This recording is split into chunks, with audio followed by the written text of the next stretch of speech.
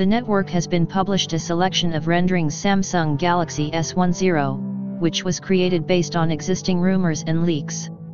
These images allow you to imagine the future flagship design. It is possible that the final version of the smartphone will look that way. As it became known earlier, Samsung is going to release 3 modifications of the Galaxy S10 at once, among which there was a place for the S10R Retro variant with the classic 5.8-inch flat screen and a single main camera. It is also assumed that it will be deprived of support for 5G networks. At the same time, both the usual Samsung Galaxy S10 and the larger Galaxy S10 Plus will receive triple main cameras, and just the other day the first information about their parameters appeared.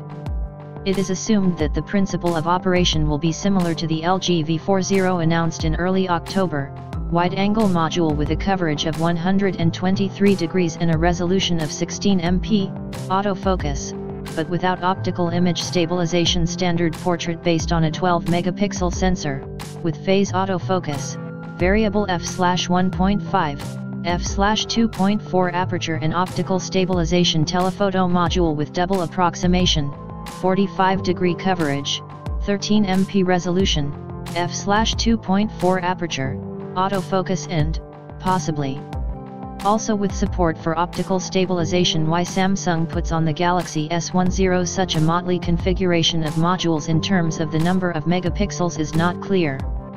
Perhaps this is done for the purpose of optimization when pasting the final image under intermediate zoom conditions. Again, all information comes from anonymous sources that are not trusted. 3 variants of the Samsung Galaxy S10. In a number of online media, camera settings bounced through resolution. Allegedly, this will be the latest development of Samsung itself, with a 12-megapixel sensor pixel size of 1.4 microns, 16 MP, and 13 MP, 1 micron. However, the company often uses sensors manufactured by Sony, including for top models. It is rumored that the Samsung Galaxy S10 will be the first flagship of the company, which will lose the 3.5mm headphone jack and headset. Despite the fact that already in 2016, smartphone manufacturers began to refuse this option, it all started with Apple and Lenovo. Koreans all this time refrained from such innovations. It is assumed that Samsung wants to increase sales of its wireless headsets. But the preservation of the classic analog interface for headphones prevents this. Leaving the same competitors is unlikely.